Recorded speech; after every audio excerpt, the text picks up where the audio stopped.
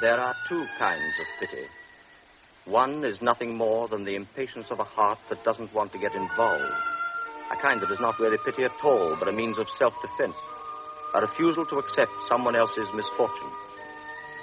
And the other kind, the only one that counts, is the pity that has decided to endure everything patiently to the limit of its strength. Beware of Pity, a novel by Stefan Zweig, adapted for radio by Gert Westphal and translated by Harry Guest. Music by Peter Tsvetkov.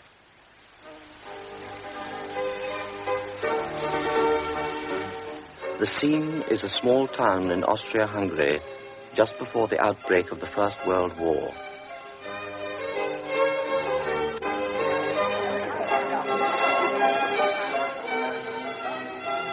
There is a dinner party going on at Kekesfalva's castle. It is the first time Lieutenant Hofmiller of the Lancers has been invited. Tall and slim in his best uniform, he is standing in the doorway of the great dining room. The butler announces him. Lieutenant Hofmiller. The other guests are already at table. 40 pairs of eyes look up. Strangers' eyes which weigh up the latecomer. Forgive my being late, sir. I hope my batsman was in time to present my apologies. Yes, indeed, Lieutenant. It was particularly civil of you to send your batsman. I know what the arm is like. It was the least I could do. Yeah, but as I wasn't sure when you would come, we started dinner. His host speaks and looks more like a schoolmaster than a nobleman, and his eyes look slightly tired behind his gold spectacles. But now, please come and sit down. I will introduce you to the company later on. I shall be delighted. May I perhaps just introduce you to my daughter? Edith, my dear, may I present Lieutenant Hofmiller? Honor. Good evening, Lieutenant. Two grey eyes glance at him briefly. The lieutenant bows to her and then to the company generally, who are obviously pleased not to have to go through the whole ceremony of formal introductions. Very tactfully, he is placed next to the one person he knows, the Baroness Ilona. Good evening, Baroness. Do you remember me? Of course. You were playing chess in the cafe in the village when I went in the other day. How could I forget? That's how it had all begun a few days before. And that was how he had first heard the name Kekesfalva. The name that was to open the gates of this magic castle to him. Burgundy, sir? You haven't tried the foie gras yet. Oh, you are spoiling me. I've never danced so well before.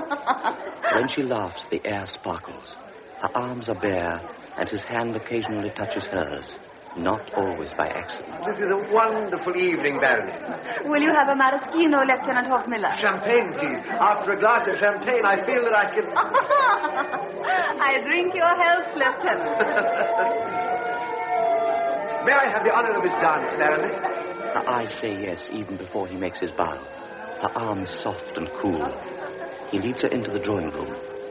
While the old people watch and chaperones chatter, several couples spin over the floor which mirrors their dance. You dance wonderfully, Baroness. The whole evening is wonderful. He is happier than he has been for years. He dances brilliantly with each of the four most beautiful women there. Then he returns to Ilona, the Baron's niece. He laughs and dances and circles.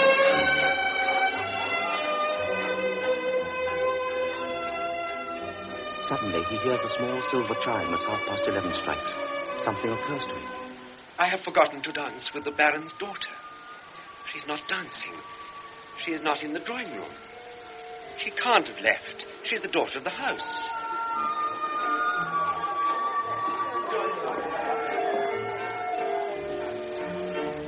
He finds her at last. She is in the next room, sitting between two old ladies.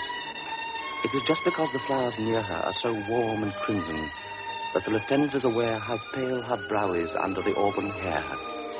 But there is no time to stand looking at her. He must make up for his rudeness at once. May I have this dance? May I have this dance, Baroness? She doesn't move for 2 or 3 seconds. Then suddenly her pale cheeks flush.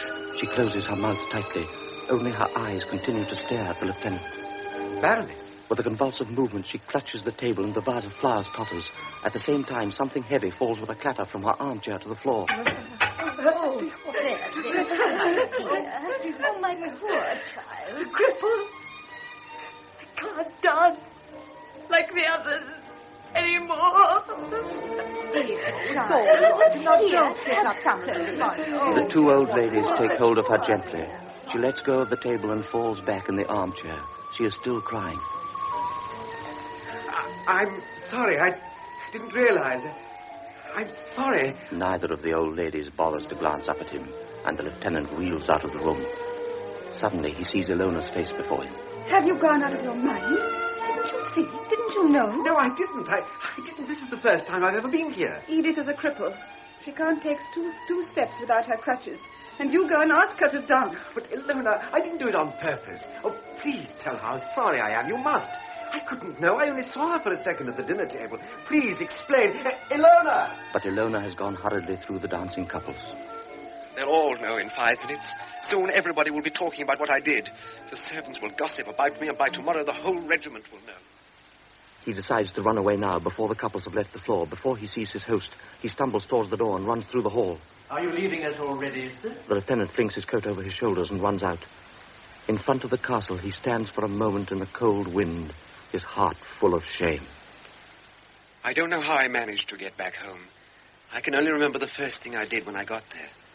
I drank 3 glasses of Slivovitz to try to get rid of the sick taste in my mouth. Then I threw myself down on the bed and tried to think back over what had happened. It was only a misunderstanding. Anyone might have done the same thing. But it wasn't only that I'd ruined the wonderful evening I'd been having with Ilona. I felt cruel. If only I'd kept my head, I could have made it all right again. But I ran away and spoiled everything once and for all. That's why I feel so guilty. That's why I'll be blamed all my life, why all my friends will gossip about me. Last I fell asleep. But I could have only slept lightly and feverishly, for images of the evening kept swimming before my eyes. I saw Edith's anguished face, her hands grasping the table. I heard again the sound of something falling, which must, of course, have been her crutches. And I kept on imagining the door opening and her father coming in. Once the apparition was so vivid that I leapt up. I saw the reflection of my own face in the mirror, pale and beaded with sweat.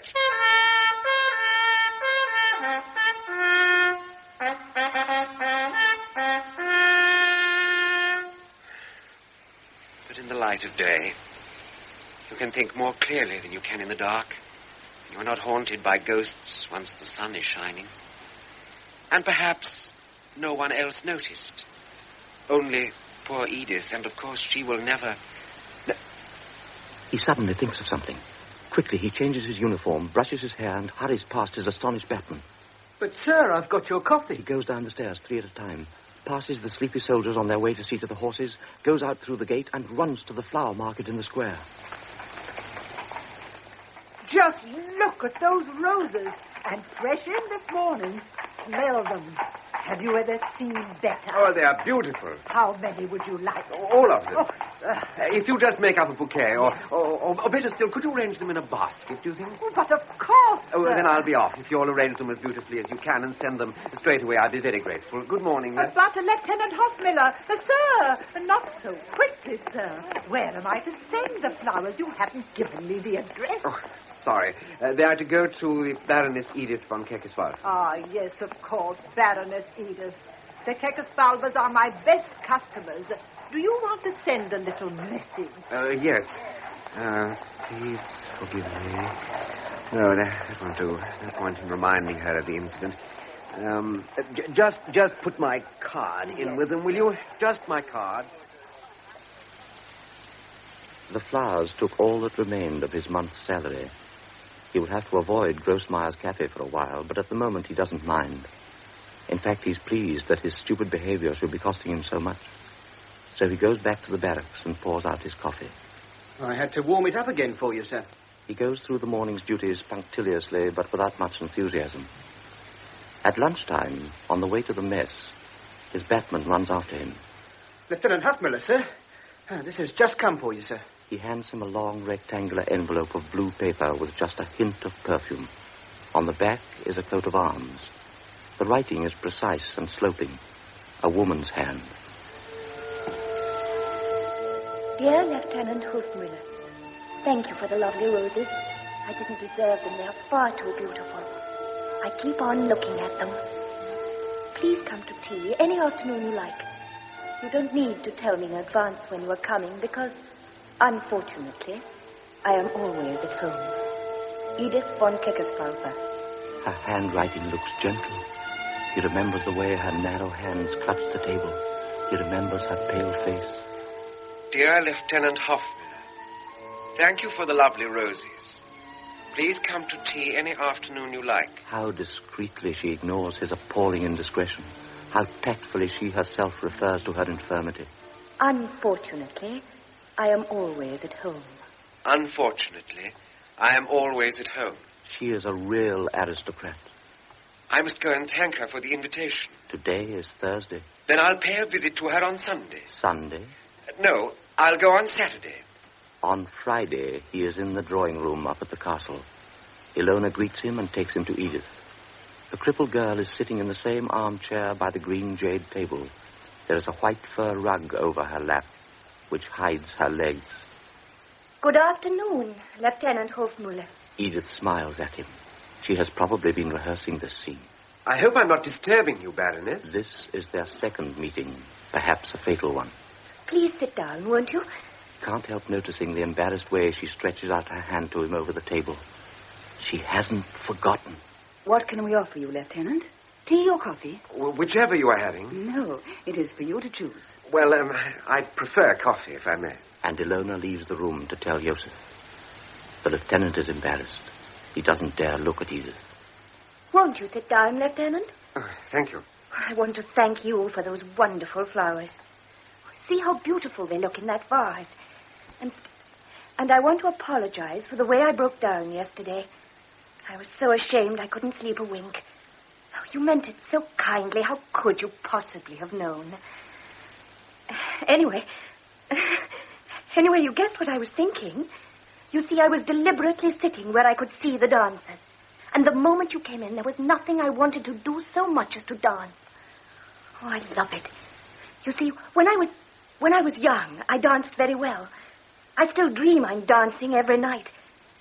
In fact, perhaps it was a good thing for Papa that this happened to me. Otherwise, I might have run away and become a dancer. It must be wonderful to have to dance for a living. Think of it, to have to dance.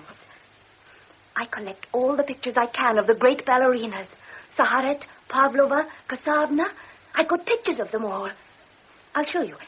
They're in that box over there by the fireplace. The Chinese lacquer box. Oh, here? No, to the left, by the bookshelves. Oh. Yes, that's it. Bring it over here. See, the very first one is Pavlova. She's my favorite. The door opens and Edith hastily closes the box. Don't tell the others. Don't breathe a word of what I told you. The white-haired servant in exquisite livery wheels in a richly loaded trolley. The coffee, madam. Ilona comes in behind. She serves Edith and her guest, sits down herself, and at once the tension is perceptibly eased. They talk for an hour, perhaps an hour and a half, and then someone comes in cautiously, almost as if you were afraid of disturbing him. Please, don't get up, Lieutenant Hofmiller. It is her father. He bends over his daughter and gives her a kiss. The observant eyes behind his gold spectacles make him look rather like a doctor. The worried way he glances at her disturbs the easy rhythm of the conversation they were having before he came in. Excuse me, sir. He's very punctual, Joseph. Tell him to wait. No, he can go away altogether and leave me in peace. I don't need him. Oh, please stay, Lieutenant. It's perfectly all right. But, Edith, dear. I really ought to be going. I'm sorry, Lieutenant. Yusuf ought to have waited instead of blundering in like that. It's only the masseur, a daily torture I've got to undergo. I have to do awful exercises, and it's supposed to do me good. It's my doctor's latest idea, and it's as useless as all the others he's had. But, dear, you don't really think the Dr. Oh, Condor all right, I'll see him. I'm sorry, Lieutenant. Please excuse me. But I do hope you'll come again. She picks up the small bronze bell on the table in front of her. There are bells like this near her everywhere in the house. Joseph reappears. Help me, Joseph. Just to get up. I'll walk by myself. Joseph bends over her and with an obviously practiced movement takes hold of her fragile body under the arms. Once she stands upright. No, stay here with Father, Lieutenant. She looks at them all, then picks up the 2 crutches that were hidden underneath the blanket, bites her lip, and with extreme difficulty she crosses the room. Joseph walks immediately behind her, his arms ready to catch her in case she falls. The lieutenant realizes she won't let herself be helped. She wants everyone to know she's a cripple. The distance from the table to the door seems endless. The lieutenant stands there, hardly daring to breathe, listening to the dry tapping of the crutches. Finally, the noise dies away behind the closed door. But still the lieutenant makes no move. Don't be offended, Lieutenant, if she seems a little brusque sometimes. These last few years, the poor child has gone through a great deal of pain. We've tried all sorts of treatment, but improvement is very slow. No wonder she gets impatient. But what else can we do? Kekesfalva stays by the tea table. He doesn't look at the lieutenant. He has picked up a spoon and traces strange patterns on the table, still not looking at the lieutenant. If only you could have seen her before this happened. She was so full of life, so daring, so... And this had to happen to her. Yet, you know, it's very easy to make her happy. I wish you could have seen how delighted she was when your flowers arrived. You'd have almost wept. You can't imagine what a sensitive person she is. She'll be regretting the way she lost control just now. But how long can a child like that go on being patient when progress seems so maddeningly slow? While talking, his eyes have never left the strange patterns the spoon was drawing on the table. I'm sorry, Lieutenant. I've got no right to inflict our problems on you. It's just that I didn't want you to feel any resentment about the way she behaved just now. The lieutenant suddenly takes the old man's hand in both of his. Kekesfalva looks at him in some surprise. They both feel unwilling to break the silence. The lieutenant bows and goes out quickly. Allow me to help you, sir. In the hall, Joseph helped him on with his coat. Suddenly, Lieutenant Hofmiller knew without looking round that Kekesfalva was standing in the doorway, that he wanted to thank him. He felt embarrassed and pretended not to notice that he was there. Good night, Joseph. Good night, sir. And he hurried away from the house of tragedy.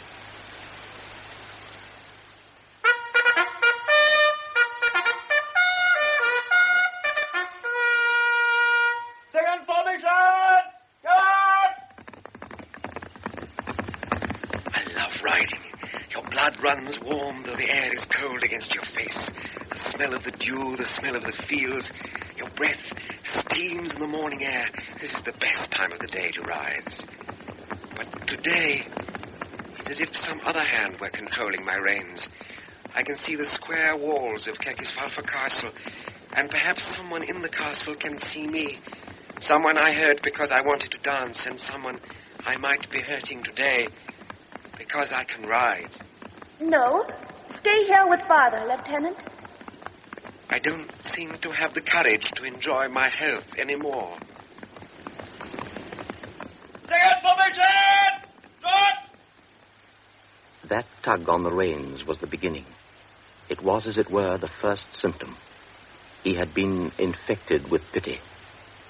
3 days later, a letter from Kekesfalva lay on his table. Dear Lieutenant Hofmiller, would you care to come to dinner next Sunday? This time the guests will be all male. I have invited Lieutenant Colonel von Frieser from the Ministry of War, whom I have doubtless already mentioned to you. If you accept, it will please my daughter and Ilona as much as me. Coffee is served in the drawing room. There is a wide choice of liqueurs and, of course, thick cigars with colored bands round them. You won't mind if I smoke my own cigarettes, will you, Kekesfalva? The baron leans forward to speak to Lieutenant Hofmiller. Would you care to join us in a game of cards, Lieutenant? Or would you prefer to talk to the ladies? The latter, sir, of course. If I win, the colonel will resent it. If I lose, that's the rest of my month's pay gone. After sending the basket of flowers, he has only got 20 crowns left in his pocket. How's life down at the garrison, Lieutenant? I was at school with your colonel, you know. Joseph has set the card table up, gentlemen. The lieutenant sits down by the 2 girls, who both appear particularly charming to him tonight. Edith doesn't look as pale as she did last time. Perhaps she has put on a little rouge in honor of the guests. She seems calmer, less agitated. Have another cognac, Lieutenant. Oh, no, really, nothing more. I shall get drunk. Ilona's eyes are sparkling. The lieutenant feels he could very easily fall in love with her. Does he avoid the temptation because he knows she is already engaged? Or is it because of Edith? Tell us another story, Lieutenant. The cognac warms him. He is enjoying a cigar after another sumptuous dinner. His conversation is neither clever nor deep. He is just telling commonplace little stories, just gossiping about garrison life. So the private said, sir, aren't you sitting the wrong way round on that horse? I said the officer, you don't know which way I want to go. The girls are delighted with his stories. Edith is in high spirits, and her clear laugh rings out. There seems to be health and even beauty in her face tonight. Her grey eyes are sparkling with happiness, and the lieutenant takes pleasure in looking at her as long as he can forget her crippled legs. The three of them go on laughing and chatting till midnight, but finally goodbyes have to be said. Of course I'll come again. Promise you will. The day after tomorrow, or even tomorrow. I shall look forward to it. And he goes into the hall with the other guests. The car is ready, gentlemen. The lieutenant gets his own coat because Joseph is busy getting the lieutenant colonel's. Thank you, Joseph. But the lieutenant suddenly feels someone helping him into his coat. It is Kekesfalva. Oh, no, sir, please. It's all right. I can manage. You don't know how happy it makes me to hear her laugh. It was just like the old days before she... Shall we be off then, Lieutenant? Kekesfalva does not want to go on talking when the lieutenant colonel is there. But his hand touches Lieutenant Hofmiller's arm, and in the shy little gesture, there is a whole wealth of gratitude and tenderness. So as the lieutenant follows his superior officer to the car, he has to be careful no one notices how moved he is. In the next few weeks, he spent almost every evening up at the castle. It was a pleasant habit to get into. He was spoiled, perhaps dangerously so. It was an exciting experience for a 25-year-old man who had passed all his life since boyhood in one garrison after another. I had found a real home at last. A place where I was treated just like one of the family. This is the book I was telling you about. But... Go on. Take it with you when you go. Now sit down in your chair. My chair was always placed near Edith. I'll see you later, then. Yes, all right, Ilona. At the beginning, it had been Ilona who had captivated me. But now I was far more delighted to see a smile on Edith's face, to receive a flash of gratitude from those grey eyes. You will come again tomorrow? I hope you're not angry because of all those silly things I've been saying. You know how glad I am when you come here. These are strange and tender emotions, but dangerous emotions as well. Because a relationship between a healthy person and a sick one, between a free man and a prisoner, cannot be a balanced relationship. Somebody who has been unfortunate is easily hurt, and continual pain makes a person unjust. Wait a moment. I'll put your cup nearer to you. Must you go on reminding me I'm a cripple? But Edith, dear. And gradually, to his own surprise, he became aware of the effect these words of his had on her. He had only to say... But Edith, dear. And the ill-tempered line between her brows would disappear. She would look down. She would blush. It's raining. You can't go back yet. I just sent for the chauffeur. He'll take the lieutenant home. Oh, no, really, It's the least we can do. It's a very comfortable car. Would you stop in the square, please? It would never do if a mere lieutenant should be driven up to the barracks by a chauffeur in full livery and actually helped out of the car like an archduke. Perhaps my friends are still in the cafe. He hasn't been at their regular table for a week.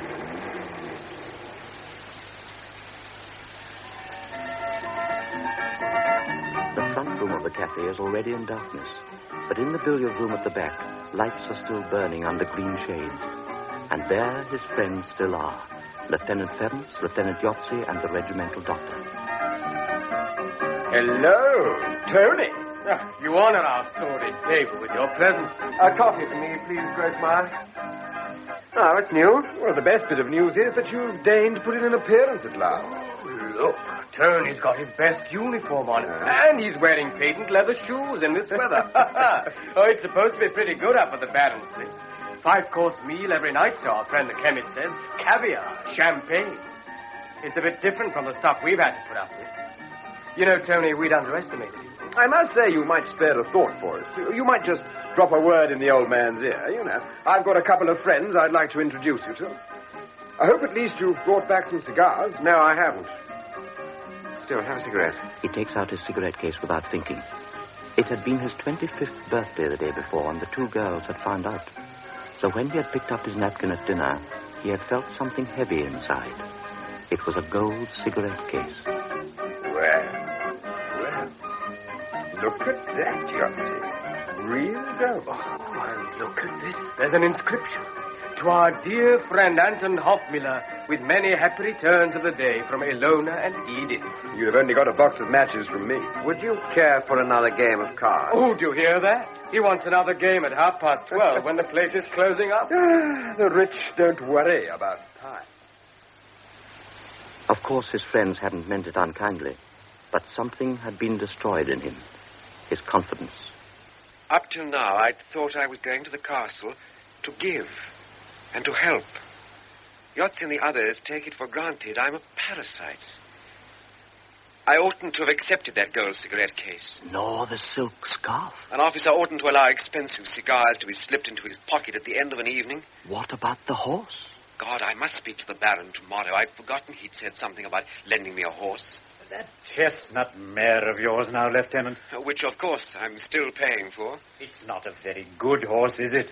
He's right, of course. But I can't let him lend me a 3-year-old out of his own stable. Now, this is a beautiful horse. You could win any race you liked with this one. He said lend. And I know what that means. He wants to buy me the way he's bought Ilona. He's promised her a dowry if she'd nurse his daughter for him. He's paying cash down for my pity.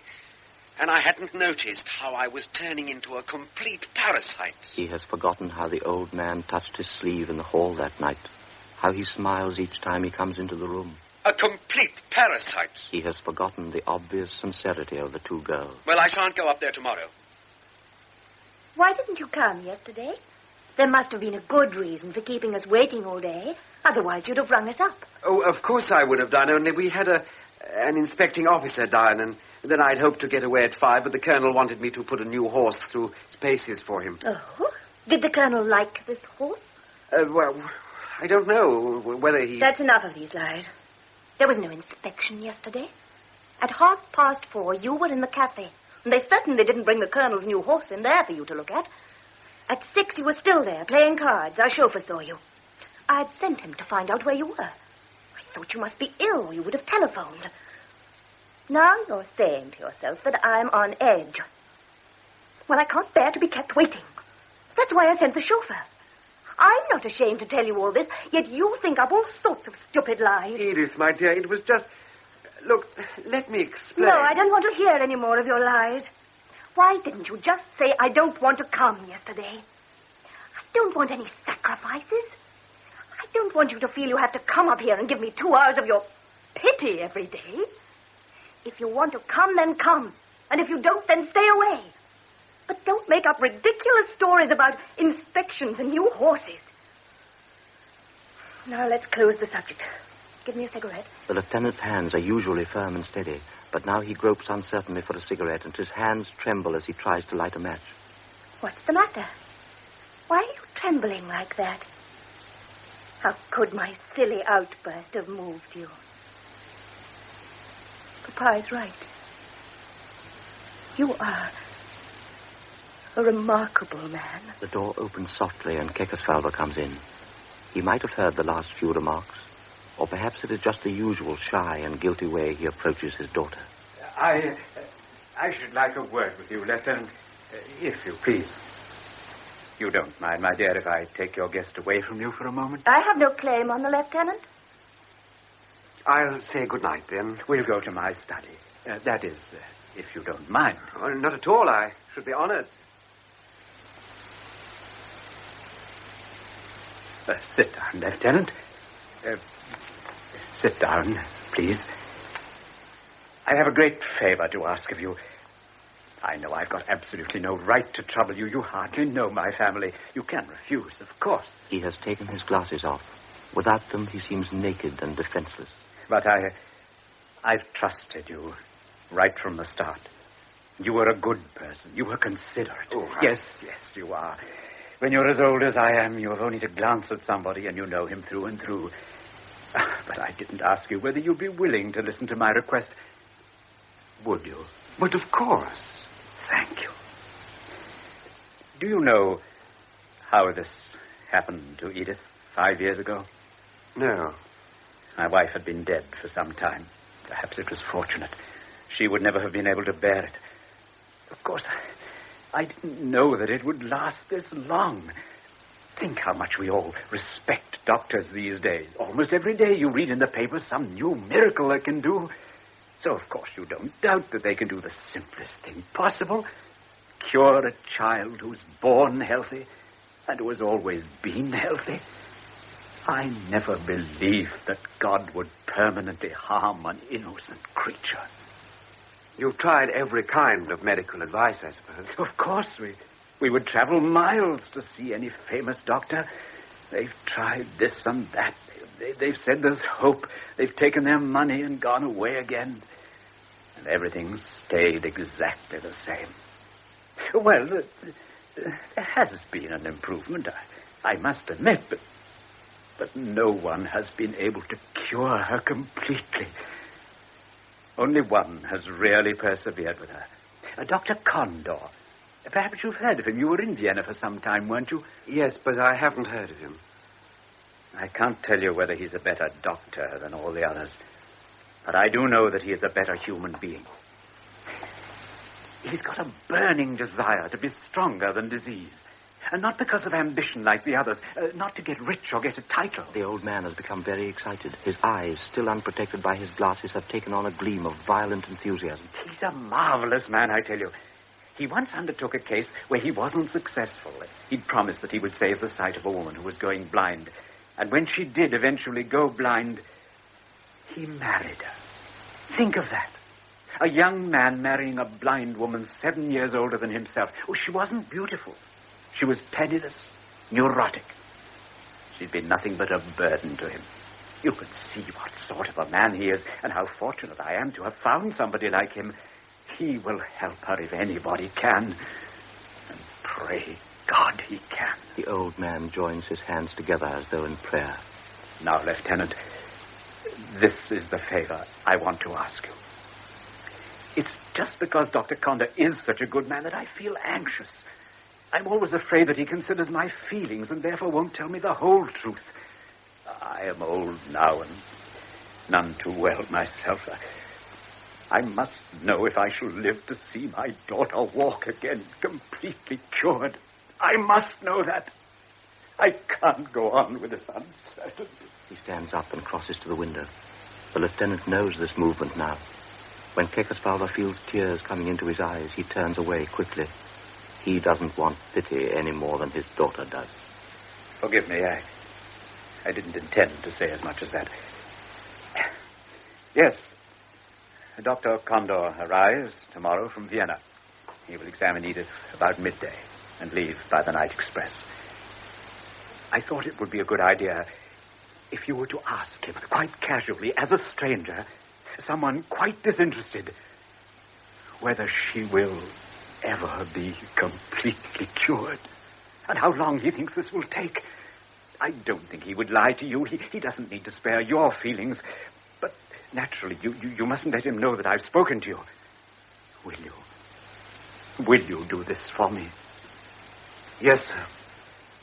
I promise you I'll do that for you. I knew you would. The first time you came back here and was so nice to Edith after... Well, you know, I felt straight away that there was someone who'd understand. And if ever I can do something for you... No, don't misunderstand me. I don't mean anything material. I just mean that I have good contacts. I know a number of people in the various ministries, in the Ministry of War, for example. And it's always useful nowadays if you've someone you can count on. And you never can tell. There might be a time when... You know... Kekesfalva has not once glanced at the lieutenant while he has been talking. Now he looks up, slightly exhausted, and puts his glasses on again with trembling fingers. Oh, perhaps you'd better go back. Otherwise, Edith might guess we've been... Since she's been ill, she's become far more acute than normal people. From her room, she knows everything that goes on in the entire house. She guesses what you are thinking before you've spoken it. Therefore, I must suggest we go back before she starts suspecting something. It is difficult to describe how moved I was by this conversation. That the Baron should have chosen me out of all his friends and acquaintances pleased me more than any congratulations or praise I'd ever received. But my pleasure was mixed with guilt when I realized how thoughtless I had been. How could I have gone on coming to this house week after week without asking the obvious question, will she always be crippled like this? I didn't once think of asking her father or Ilona, and now I too was worried by the same question that had been tormenting the Baron for years. Can this Dr. Condor really release Edith from her suffering? Will she ever run upstairs again, chasing her own laughter, happy and carefree? How fine it would be to gallop over the fields with her. One evening I'd be able to bow and say, "May I have this dance?" And she'd nod, looking at me with those grey, inquiring eyes. I should be delighted, Lieutenant. And we'd spin over the floor that would mirror our dance.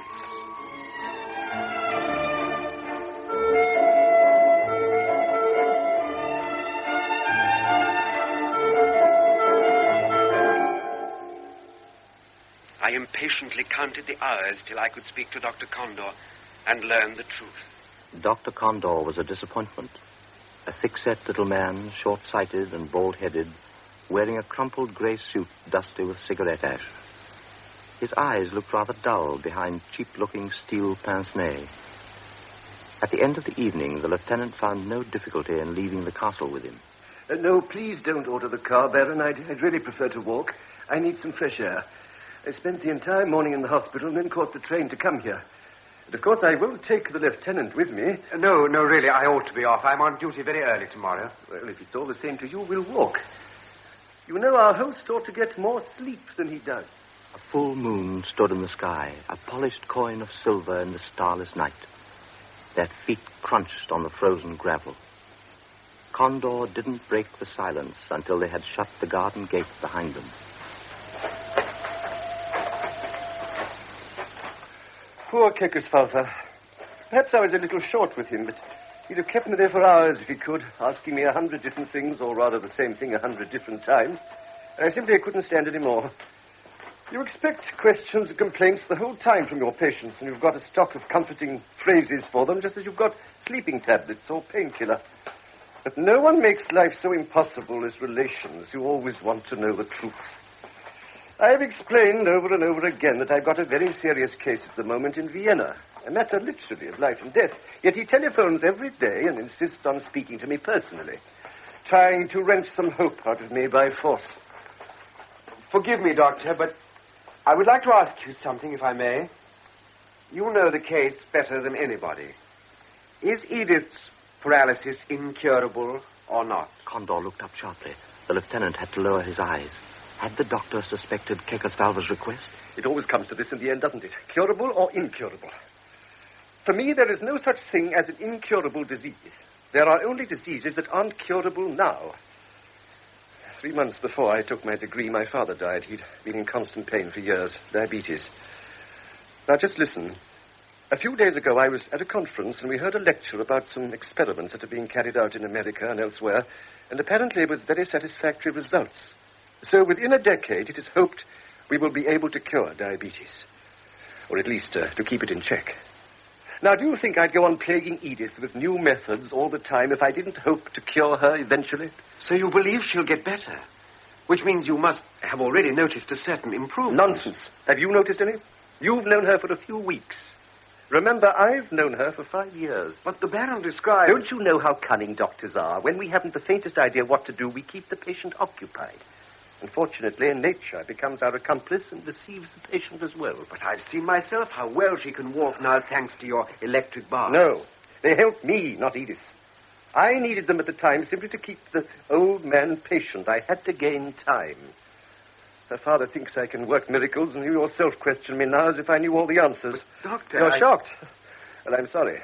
Medicine's got nothing to do with morals. Every disease is itself a revolt against the natural order. Therefore, you are justified in using any means you choose to fight it, any means at all. You must feel no pity for the patient, because the patient is an outrage against nature. And you've got to reinstate nature against the patient's own will. Perhaps I'll find the correct method by chance. Perhaps I'll merely gain time until the correct method is found. I need time and I need new ideas. That isn't easy, I assure you. I've been having to find new tunes to play for 5 years now. I'm afraid it's time for me to be off. On the dark horizon over the houses, a streak of lightning flashed. The heavens answer us, you see. We're in for a storm. Come with me for a little way, will you? Yes, of course I will. I don't want you to think that I've given the case up. On the contrary, I'd willingly go through another 5 years. As a matter of fact, I've just read about a colleague of mine in Paris who succeeded in curing completely a 14-year-old boy who was paralyzed for 2 years. And it seems this Professor Virno only took 4 months to do it. Of course, I've written to him and asked for details. Perhaps there is a possibility there. I say perhaps. Anyway, I've probably said too much. Do you mean... I mean nothing. I know nothing. I promise nothing.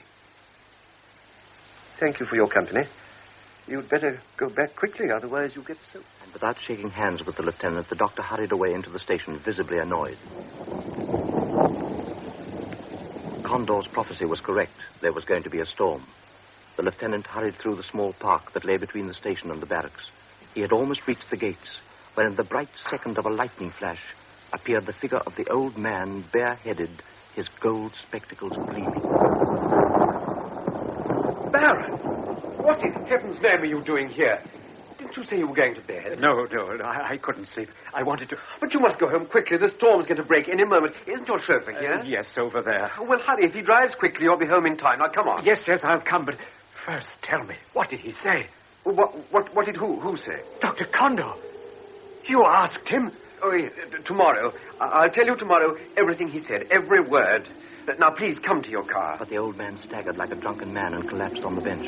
The wind drove the leaves over the path and blew them up into their faces. The old man did not notice. For him, the clouds and the rain did not exist. Tell me, please, what did he say? The only thing on earth that mattered to him was whether his child would get better or not. How could I have made myself tell him the truth? That, in fact, Condor knew nothing yet. He sat by me trembling, stuttering with excitement and weakness. He just wanted some hope to cling to. So I told him the few reassuring things I'd heard from Condor about the new cure which Professor Virno had tried in Paris with great success. And immediately I noticed how he pulled himself together. I oughtn't to have said anything more, but the pity I felt for him made me go on saying what I had no right to say. Does he really believe that? Did he really say that? And in his weakness and impatience, the lieutenant replied yes to every question. I felt his confidence grow with every word I spoke, and for the first and last time in my life, I felt something of the intoxicating pleasure of creating comfort. Do you really think so? Yes, I do. Really. Neither of them paid any attention to the blue flashes of lightning nor to the roar of the thunder. They sat there close together, talking, then listening, talking, listening, outbidding one another in their fantasies. Yes, she'll get better. She'll be completely cured, and soon completely cured. Oh, thank God.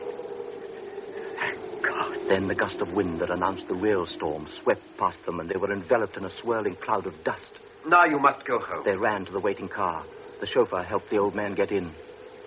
But just as the lieutenant was arranging the rugs over the old man's knees, he grasped the lieutenant's hands before he could be stopped, and the old man kissed the right hand, then the left, over and over again.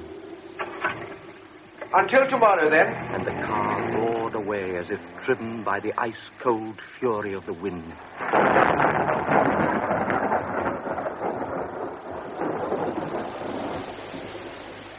On the next day, he didn't realize what he had done. He didn't grasp how far his pity had led him on. And so he was surprised by the sense of joy, the dizzy happiness that was waiting for him up at the castle. At last. I've been waiting for you all day. Now, quickly, tell me everything, and in detail. Papa was so confused.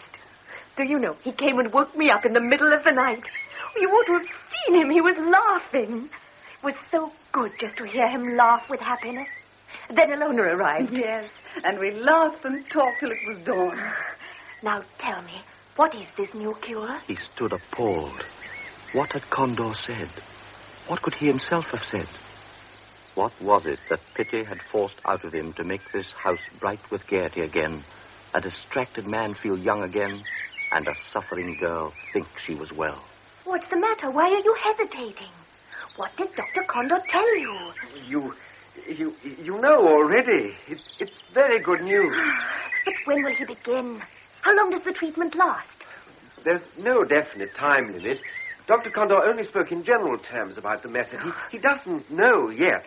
I mean, no two cases can ever be quite the same. You don't know him. He's terribly cautious. But if he only promises something in the most general terms, you can bank on it absolutely.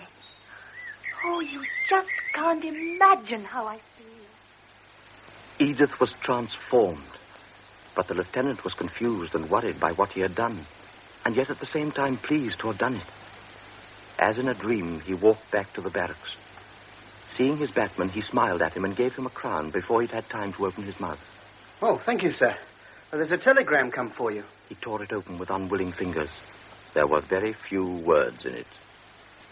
Summoned to K. Stop. Essential, I see you first. Stop. Expect you 5:10 station. Condor. I'm glad you're punctual. Well, I'll get straight to the matter. Dr. Condor pushed the lieutenant before him into the first-class waiting room. The room was empty now that Vienna Express had gone. Now, sit down. The day before yesterday, I got a telegram. Dear friend, please come most urgently. Expect you most impatiently. Sincerely grateful, Kekesfalva. Then yesterday, a long, long letter from Edith arrived. She couldn't say how happy she was, how much she trusted me. She assured me she would obey me utterly in every way once the new cure had begun. Now, at those words, the new cure, it dawned on me what had happened. You must have talked. Now, please don't deny this. I had spoken to no one else about Professor Bureau's methods. It must be on your conscience that they all believe up there that Edith will be cured in 6 months. However, I didn't ask you to come here to accuse you, but to... Well, what I've got to tell you will give you an unpleasant shock. I received Bureau's answer yesterday morning by the same post as Edith's enthusiastic letter. Unfortunately, his method is not applicable in Edith's case. So now you see where things stand. You have driven the girl mad with hope. The lieutenant felt his hands grow cold. He recognized that Condor was right, but he instinctively felt the need to defend himself. But I only did it with the best out of intent. pity. Yes, I know. But pity is a two-edged sword. Anyone who doesn't know how to use it should leave it alone. Never let your heart be involved in an affair like this. Pity isn't a medicine. You can see yourself what you've done. I must go and tell them the truth. And truth is a bitter medicine. But wouldn't it be better... Well? I just mean better to wait a little. Wait? Well, at least for a few days. You can't imagine how the mere mention of the new cure has affected her. If you can only leave her in this frame of mind for a little, just let her believe this new cure is going to work. Then she'd have such inner strength. I really thought yesterday she was moving better already. You know, Lieutenant, you're quite a psychologist. Yes, you could do that easily. I could send her to the Engadine, where there's a doctor who's a friend of mine. We could let her think it was the new cure, whereas in actual fact it would be the old one. And certainly at first she would make great progress. But as a doctor, I must think not only of the beginning, but of the continuation. And above all, of the end. But you yourself have just implied there would be a substantial improvement. At first, yes. But what then? What will happen when she finds she's been deliberately deceived? No. Never postpone telling the truth. Would you have the courage in my place?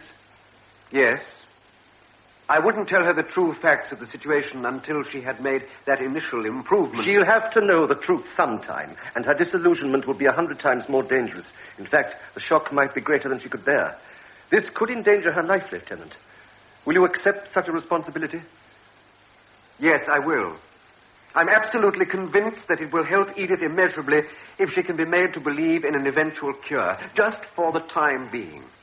If it becomes necessary to explain that I, perhaps promised too much, then I will take it upon myself to break the news to her, and I know she will understand. Well, if you take on the responsibility of making Edith accept reality again and of preventing her having a setback, I think we can risk postponing the truth. But I warn you, immense strength is needed to revive and console someone you've deceived.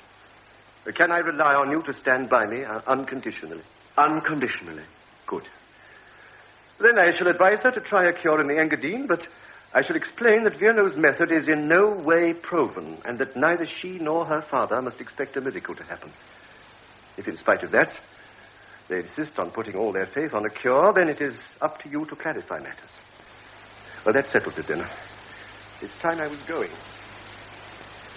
3 hours later, the lieutenant found a note on his table. It had been left for him by the chauffeur. Dear Anton, come tomorrow as early as you can. I've got so much to tell you. Dr. Condor has just been here. I am to leave with him in 10 days. I cannot tell you how happy I am. Edith.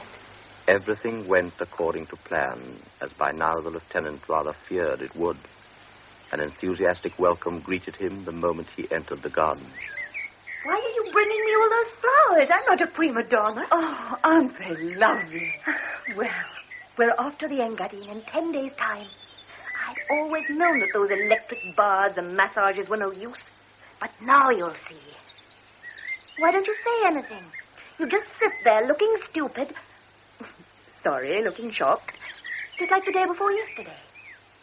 Ilona, please put those flowers in water. Yes, my dear. Now, won't you be happy like me? Of course. I'm terribly happy for you. You don't show it much. But, dear child... Don't always call me that. You aren't all that much older than I am. But why shouldn't you be happy? You're getting a few months off now we're closing up here, so you're free of your boring Good Samaritan duties for a while. Oh, you must be looking forward to it. Do you really think that? July, August, and September are the worst months for us in the cavalry. It's our busiest time. Nothing but maneuvers and parades. You're on duty from morning to night, right to the middle of September. When will you come and see me, then? Where? Oh, don't be silly. Where do you think? In the Engadine. Where else? Oh, I'd like to see my colonel's face when I ask him politely for a few days off in the middle of the summer maneuvers, just to go to Switzerland. And you'd hear one or two words that aren't in the dictionary. You can think of an excuse. Papa will arrange it for you. He knows plenty of people in the Ministry of War. Oh, then he must also persuade the ministry to give me a travel grant. What do you mean? How much do you think a journey like that would cost? Not very much. A few 100 crowns at the most. Do you know what a lieutenant gets? Have you ever thought? 200 crowns a month. And he's got to live as best as he can with that. And you buy me such expensive flowers? You mustn't spare another thought about what it costs. Of course you will be our guest. Let's not mention the subject again. I must just say something else. We don't want any misunderstandings between us. I know you and your father mean well, but I will not allow him to get me any leave from my regiments. Then you don't want to come? I didn't say that. I simply told you the reason why I can't come. Even if I asked you most sincerely. Please don't ask me. It wouldn't be any use. Good. Now I know how sincere your friendship is. I'm glad. Just tell me, though, why do you come up here at all? Well, that's obvious. Obvious? Oh, better come up here than be at a loose end. Edith, dear, I can't say anything else but that I come up here because I like seeing you and because I feel so much happier here than anywhere else in the world. When you and I talk, Well, perhaps you'll think I'm being a bit presumptuous, but I have the impression that you like my being with you. When I see you, I feel... What do you feel? That there's someone to whom I'm not entirely unimportant. Of course, I know I'm a pretty ordinary sort of person, but then I remember how you sit alone up here, and perhaps you're glad if someone comes and sees you. Can you understand this? Yes, I understand. I understand very well. You come here out of pity. Thank you very much. I don't want a friend who's only interested in me as a cripple. Don't look so shocked. Of course you're hurt when someone tells you the truth. Thank you for sacrificing so much of your time to me. Well, I don't need you. I don't need anybody. I'll soon have finished with it all anyway. Look, do you see this scar? I tried it once, but the scissors were blunt. But I missed the artery. This knife is better. I'd rather die than have your pity. Edith! Get away. How dare you touch me? Let go. Let go, I say. When he didn't obey, she twisted her body and pushed him away from her. Get away from me. The effort made her lose her balance, and to try to stop herself, she grabbed the table. The lieutenant tried to catch hold of her. Edith! Edith! But they fell together, and the cups and plates fell and shattered all round them. The lieutenant bent over her, and her hands suddenly clasped his head and pulled his mouth down to hers. She kissed him, greedily, desperately, and clutched him to her. Once she let go of him for a moment and looked into his eyes. Then once more she kissed him on the cheeks, the forehead, the eyes. You silly idiot. You fool. You fool. Suddenly she let go of him. Her head fell back onto the stone, and her eyes glowed in triumph. Now go away. You idiot. You silly idiot. They heard steps. Was it Ilona, they wondered, or had Joseph heard the noise of the crash? Terrified of meeting anyone, the lieutenant rushed through the garden, and for the second time he was a fugitive, fleeing like a thief from this fateful house. For heaven's sake, what are those silly asses playing at? Back! Get back and reform! Colonel Hubert, the commandant of the regiment, is bellowing across the parade ground. Two columns have charged into each other, one of which is commanded by Lieutenant Hofmiller, who has given a wrong order. Now he has to answer for the confusion, and as he gallops up to the colonel, he can feel Edith's letter rustling inside his tunic. It had arrived shortly before they had set out for this morning's exercise. Lieutenant Hofmiller. Dearest one, I don't want to go on living unless I can love you. He salutes the colonel. Sir? Just give me some sign that you love me in return. Have you gone out of your mind, Lieutenant? This has all happened against my will. I've never seen such a guileful mess. I want to get well again for your sake. Never in my whole life. If you believe in me, I shall no longer be a cripple. Just pull yourself together, man. I think of you every moment of the day. Haven't you got any sense at all? Forgive me for loving you, my dearest. The lieutenant stands immobile at the salute. I will not permit an officer of mine to give such a bloody silly order. I don't want to see your damn face again today. Come and report to me tomorrow at noon. Then, with the sudden brutality of a kick... Dismiss! I'll give everything up. Everything. I'll leave the army. I want to get away, even from them, in their dismal castle. The lieutenant still thinks he wants to get away, even though, while he sits in the Vienna Express, he can't get Edith's passionate letter out of his mind. I implore you, my darling, don't be angry with me. I want to get away. He thinks he does, even when giving the address to the cab driver.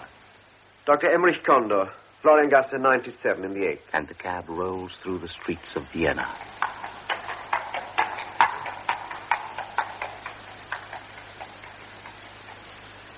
Yes, this is where Dr. Condor lives, but he's not at home. He's gone out to Meidling. But he told Madam he'd be back for dinner. Please come in and wait. You can sit in here. The lieutenant looks round the room. The furniture is shabby. He comes through the tattered papers, stands up, sits down. 7:10. 7:15. A child cries in the courtyard. A barrel organ starts up in the street. 7:25. 7:35. Where can he be? At last the door opens and Condor comes in. To what do I owe this visit, Lieutenant? Aren't things going according to plan? Read this letter. I have begun this letter 6 times and then torn it up. I didn't dare to betray my feelings. But now you know. I am in love with you. What a fool I was not to have foreseen this. It's a mistake I've made before. To think only of the disease and not of the patient. Now you know that the only reason I want to be cured is for your sake. Forgive this love, my dearest one. And I ask only one thing of you. Don't be afraid of me. Poor child. Don't think I want to be yours yet. Not while I'm ill and ugly. I'm going to wait patiently until God has mercy on me and cures me. You have shown pity for me the way no one else has in the world. Oh, God, what have we done? Now she won't be satisfied with a slight improvement. She must be completely cured. Just send me a note or just a sheet of paper with your name on it, or a flower. Some sign that I don't disgust you, that you don't completely reject me. I don't want to go on living unless you let me love you. This is an extremely dangerous situation. I agree. You must write to her at once. You must say... What must I say? Well, that this infatuation is childish. It's insane. You must explain to her. Explain what? Explain she oughtn't to be in love? Should I say, you're ill, you're crippled, you haven't the right to be in love? No, but I can't say that to her. No, of course you can't, neither can I. The poor child must never know that you find her love unbearable. You must never let her suspect it in your slightest gesture or word. But somebody must explain to her. Explain what? I mean, that it's hopeless, completely absurd, so that she... When I... Lieutenant, you didn't come here simply to show me this letter. Either say what you have to say clearly and comprehensibly, or I must ask you to leave. The little doctor's spectacles glinted accusingly. The lieutenant looked at the floor. I don't find your silence very comforting. Perhaps you intend to break off your so-called friendship as a result of this letter. Or perhaps some event that made her write it. Do you want to shake them off? Now, when you've turned her head with your pity? You know what that would be, don't you? The lieutenant was silent. It'd be cowardice. Cowardice, do you hear? Come now, don't draw yourself up and take offense like that. We'll leave your military code of honor out of this. More important things are at stake than my calling you a coward. We are talking about a young person for whom I am responsible, so I won't be polite. I repeat, it'd be cowardice or even murder. Edith is very sensitive and very proud. How do you imagine she would take it if the first time she offers herself to a man, he answers her by running away? It'd be murder. And what is worse, premeditated murder. But, Doctor, what ought I to do? What can I do? How can I behave as though I was encouraging her? I mean, it's madness. I wouldn't be able to keep it up, and I won't try. I won't. I could. Keep your voice down, for heaven's sake, and sit down again. Now, let's take things one at a time. Of course you're horrified when a passionate confession of love has been made to you, and you don't reciprocate her love. But I must ask you whether, in this case, is it Edith being a cripple that revolts you? No. Oh, no. Good. Then I could only assume, may I speak frankly? Of course. Well, that you are horrified, not because of the idea itself, but because of the consequences. How do you mean? I mean that you are afraid that others will get to know of your love and laugh at it. So you are afraid of being a laughingstock. The lieutenant said nothing. Condor had read his heart. This was, in fact, why he had kept his relationship with Edith secret, why he had never breathed a word of it to any of his brother officers, and why occasionally he had felt ashamed of it himself. No need to feel ashamed. I understand better than anybody what it's like to be afraid of people once you do something out of the ordinary. But believe me, it's rewarding to take on something very hard and difficult if you're saving another human being by doing so. I'm not strong enough. Don't count on me. You must help Edith. I can't. It's better you know now, so you won't be disappointed later on. Don't count on me. I want to know the whole truth. Have you taken some definite step? Have you done something irrevocable? Read this. What is it? My letter of resignation. I'm leaving the army. Condor read it slowly and then folded the sheet of paper up carefully without speaking. This letter would mean that you left the district. Yes. And didn't come back. Yes. So it isn't only a letter of resignation, but also a death sentence. A death sentence for Edith. You realize this, of course. I've asked you once, and I shall ask you again. Do you take the full responsibility on your conscience? The lieutenant said nothing. The doctor moved across to him and held out the sheet of paper. The lieutenant turned away and put his hands behind his back. May I tear it up? Yes?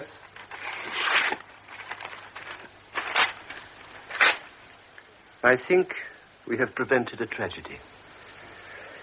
And now to business. I must say I'm grateful for this opportunity to get to know you, but I'm unhappy about the way you make decisions so quickly and then as quickly give them up again.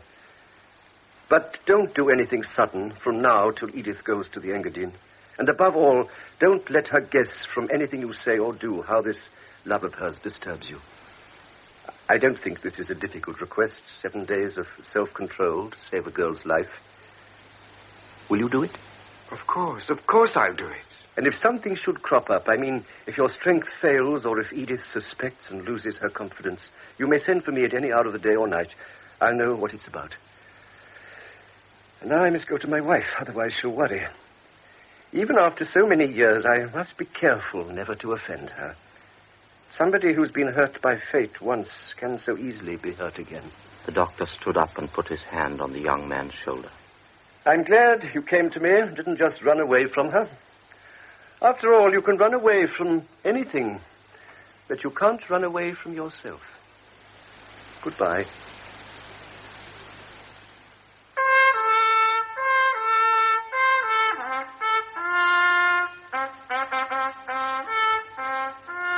Later that night, the lieutenant reached the barracks. He made his way along the empty passages, dead tired and with a bad headache. Near his room, he almost fell over his batsman, who was huddled up outside the door, fast asleep.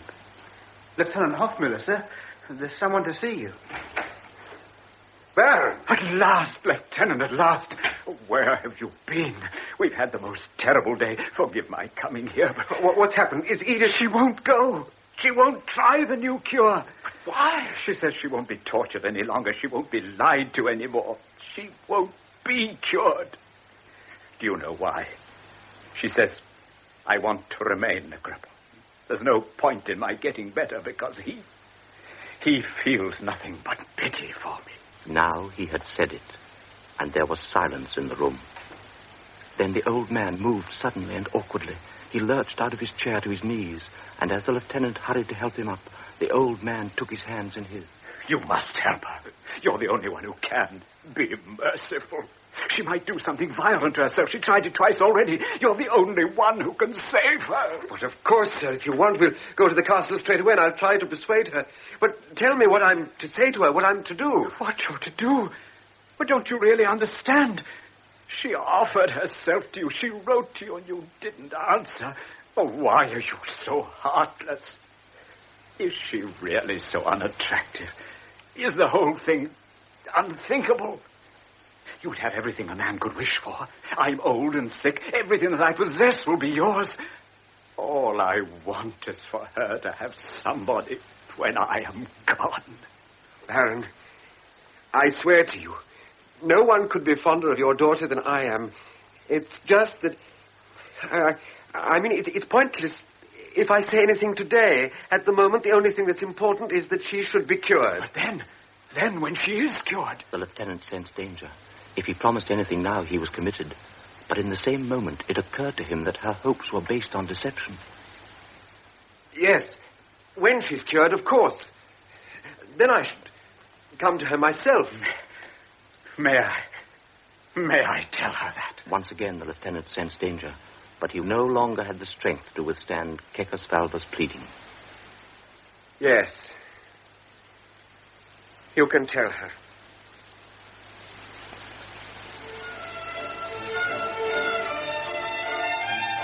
Ah, sir. Please come into the drawing room. Miss Edith is expecting you.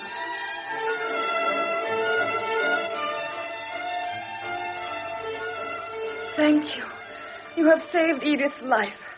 Oh, now, come quickly. I can't tell you how impatiently she's waiting for you. I'm so glad you are here. You'll be amazed at the way she's transformed. I haven't seen her so serene, so cheerful since she's been ill. It's a miracle, a real miracle. At last. At last. You're here. No, don't say anything. You're here. Now I want to be cured. I want to be well again. For your sake. For you, my dearest. They sat down to dinner. The silver gleamed in the candlelight, and the flowers lifted from their vases like so many colored flames. The glitter of the crystal chandeliers was thrown from mirror to mirror. The old man sat upright at the head of the table. Never had Edith and Ilona seemed younger. The fruit glowed in the bowls. The footman filled the glasses with champagne. Edith, may I drink your health? Yes, my health. I want my health back for your sake. We must all pray for it. The old man stood up. He could hardly speak. The lieutenant went round the table and embraced him. Then he saw Edith looking at him with her great grey eyes. He saw her lips parted. He bent over her quickly and kissed her on the mouth. This was the betrothal. I hadn't kissed her out of pity. The whole moment moved me so much that I had done so without thinking, without intending it. Suddenly I felt Edith's hand on mine. Let me have your hand for a minute. I felt something cool and smooth on my finger. Something for you to remember me by when I'm away. I didn't even look at the ring. I took her hand and kissed it. On that evening, I had created a human being. I was God. On my left sat an old man whom I had brought back from death. He was almost youthful again, gratefully aware of the miracle I was performing. Near me sat a girl to whom my kiss had brought paradise. Gone were her fears, the hell in which she had been suffering. Opposite her sat another girl who was more beautiful than she had ever been, for gratitude was shining in her eyes. I was God that evening. I had also got rid of my own fears. My soul was calmer than it had ever been before in my life. It was only when I got up from the table that I began to feel slightly sad. The same sadness God must have felt on the seventh day, when his work was done. For it was time for me to go. If only he had left the house more quickly. But suddenly the hall door flew open. Edith was leaning against the doorpost. She supported herself with her left hand, and with the right she threw the two crutches away. No one need help me. I can do it alone already. I can come to you by myself. She pushed herself into a standing position. Looking straight at the lieutenant, she began to walk towards him unsteadily. One step, then another. She was walking. Come to me. With her arms wide apart. One more step. Now, one more. It was like the proving flight of a bird that had had its wings clipped. She had only 2 more steps to take when she collapsed on the floor at his feet. Ilona, Joseph, and Kekesfalva rushed forward and helped her up. She was sobbing in impotent rage. This moment tore away my illusion. I was no god. I was a miserable human being. I was weak and full of pity, and my pity was destructive. It was now or never. I should have helped her up, gone after her, sat by her bed. I should have told her lies. I should have praised the way she'd walked and stressed how effective the cure would be. But I hadn't got the strength. I couldn't delude her anymore. I was afraid, suddenly, afraid of this strange misfortune that I couldn't do anything to change. Without thinking what I was doing, I grabbed my cap and sword, and for the third and last time, fled like a criminal from the house. But where could he go? Not back to the emptiness of his room. He wanted something to drink, something to burn away all his thoughts. The cafe in the main square was still open. Hello, Tony. Well, this is a great day. Yeah, may I offer my congratulations? For what? Oh, the chemist was here a moment ago. He's heard it all. The old man up at the castle had just telephoned him. So, you're engaged to the lady of the castle? They all looked at him. He could see from their expressions that they were waiting for him to confirm the rumor. Then they would all roar with laughter. What a crazy idea. It isn't true, Tony, is it? Well, of course not. There's not a word of truth in it. I said so. I said so, didn't I? That's just one of the chemist's silly lies. I'll tell him a thing or two when I see him tomorrow. How dare he spread gossip about one of us? I knew it all along. I said so. Oh, it'd have suited the old boy down to the ground to palm the girl off on one of us. Yeah. Lieutenant Hofmiller had got engaged at 10 o'clock, and 3 hours later he denied this engagement. His lies were applauded by 7 witnesses. With the engagement ring still on his finger, he sat in the cafe and allowed Kekesfalva to be insulted and Edith to be jeered at. He let his friends call the chemist a liar. He had betrayed a girl whose only fault was in loving him too passionately. Tomorrow, the whole town would know what he had said. It was the end. He had no choice left.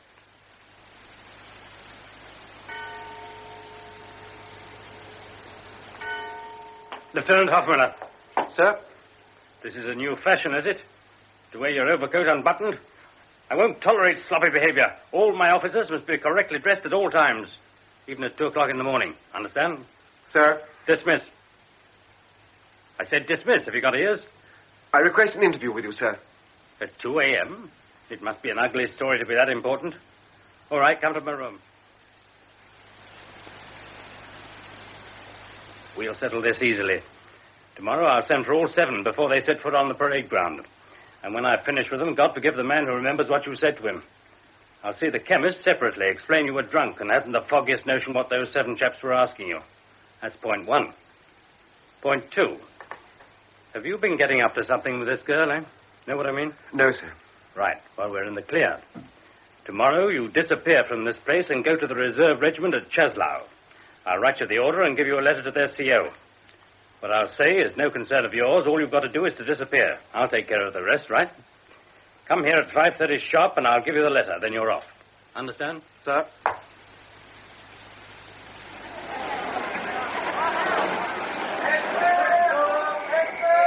Schaffner, how long is the train stop for? Only about 5 minutes, sir.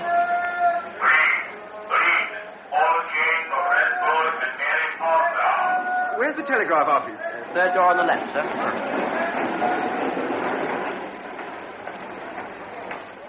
Telegram form, please. We won't get there all that quickly. There's so much on the wires today, what with the news and all. What should he write? Not too many details, that's the main thing. Edith von Kekesfalva. Kekesfalva. Love and greetings called away unexpectedly. Unexpectedly. Believe in me no matter what. No matter what. Returning soon, writing on arrival, always Anton. Anton? Hofmiller. He gives the girl the telegram form. She is infuriatingly slow. 23 words. You must put your address on it. I haven't got one. I'm on the train. Then you must put down your destination. We must have an address. Oh, my train's leaving in a minute. Oh, put Czeslau. Yes, the barracks at Czeslau. He only just catches the train.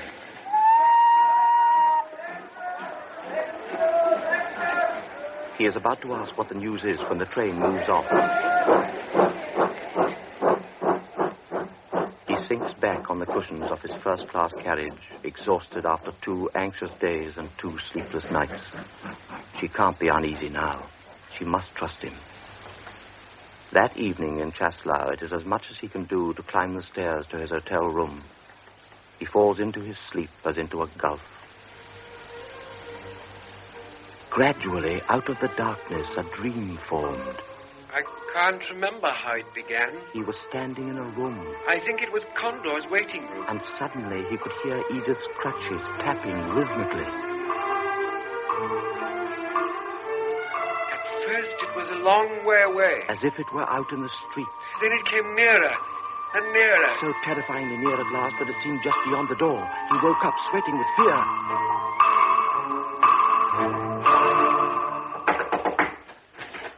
You wanted on the phone, sir. On the phone? Oh, where am I? Oh, yes. Czeslau. What's the time? It's midnight. Do hurry, sir. It's long distance from Vienna. Oh, run and tell them I'm just coming. He pulled his overcoat on over his pajamas and ran downstairs. From Vienna? It could only be Condor. The telephone stood in the corner of the reception desk. The porter had the receiver to his ear. Yeah, quickly, give it to me. They've rung off.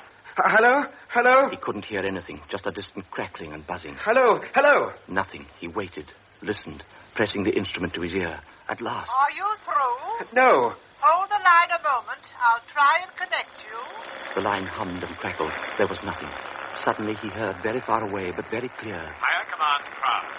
Is that the Ministry of War? No, it isn't. No. Clear the line. It is essential I speak to the Ministry of War. Sorry. I tried to connect you, but the lines had to be interrupted. An emergency call. Please hang up now. I'll call you back when the line's free. Please do. It's very urgent. You go and wait in your room, sir. I'll come up straight away as soon as the call comes through. No, I'll wait here. Be on the safe side.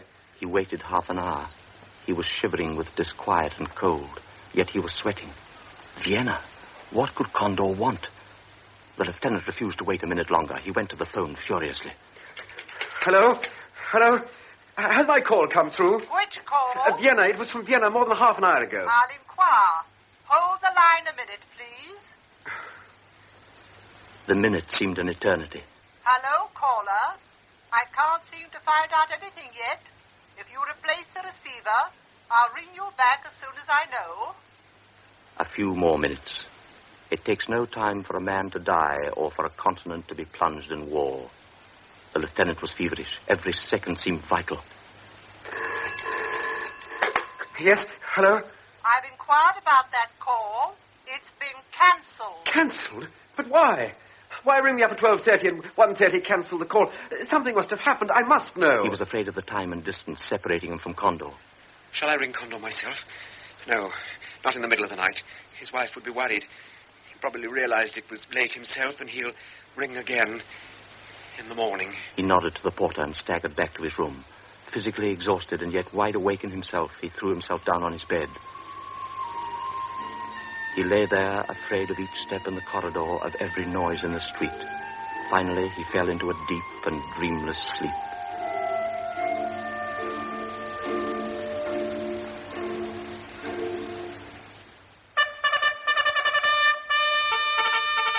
He woke up. It was broad daylight. He glanced at his watch. 10:30.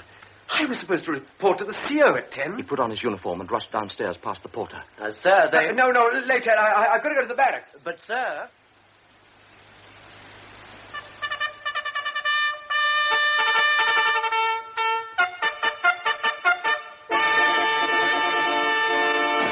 The whole garrison was on parade. Just in time, the lieutenant slipped into place beside the chaplain. The general was announced. He came forward slowly and read from a sheet of paper every eye was focused on. A crime has been committed that has shocked our empire and the whole of the civilized world. Crime? What crime? He suddenly noticed he was trembling. The foul murder... He started to sweat. ...of our beloved heir to the throne. The heir's been assassinated? When? Archduke Franz Ferdinand and his Duchess. That's what the newsboys were shouting about yesterday in Brünn. This terrible blow has plunged our royal house into mourning. He no longer heard what the general was saying. But the imperial army is... The words crime and murder struck his heart. Crime, murder. They were Condor's words. Without going to see his CO, he ran back to his hotel. Perhaps there had been a call for him. Oh, sir, there's a telegram come for you. Huh? It came this morning. I wanted to give it you first thing, but you hurried by me and... Yes. I couldn't give it to you. He tore open the envelope. He didn't understand the message. There was no signature. Then he realized what it was. It was simply an official communication to say that his own telegram, which had been handed in at Brünn station at 3:58, could not be delivered. Could not be delivered? He stared at the words. A telegram to Edith von Kekesfalva could not be delivered. But everyone knew her in that little town. Please get me, Vienna. Dr. Condor, Floriangasse 97. Is it urgent? Yes, very urgent.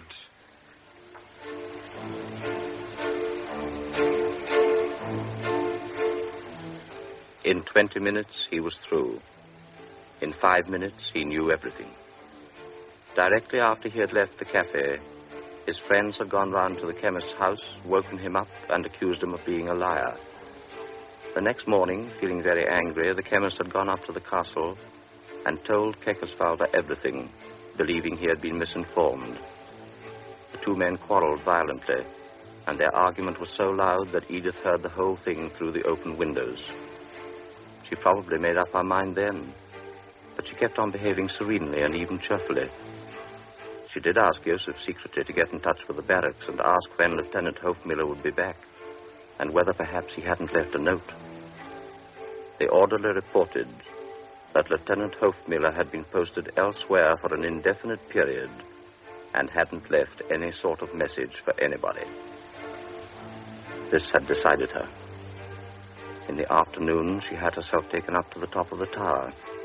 She said it was so that she could look at the landscape before she went away for her cure. At 4:30, the time the lieutenant always used to visit her, and no more than 15 minutes before his telegram arrived, she asked Ilona to go and fetch a certain book. And then she threw herself over the balcony and fell from the tower down onto the courtyard. She was still alive when Condor found her. Still unconscious, she was taken to Vienna in an ambulance. At 8, Condor learned of the lieutenant's whereabouts and tried to get in touch with him.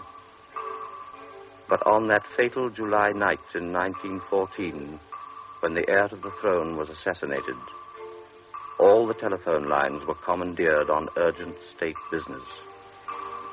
Condor tried to get through for 4 hours. After midnight, the doctors announced that there was no more hope, and he canceled the call. Edith died half an hour later. I escaped into the war like a thief into the night. I searched for death, but death eluded me, and I was condemned to go on living.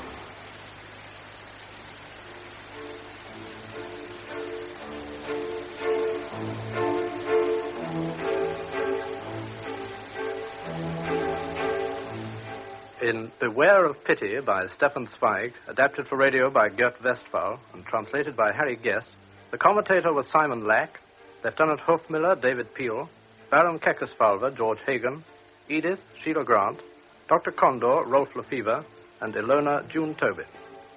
Other parts were played by James Thomason, Hilda Schroeder, James Beattie, and members of the BBC Drama Repertory Company. The program, which was recorded, was produced by Martin C. Webster.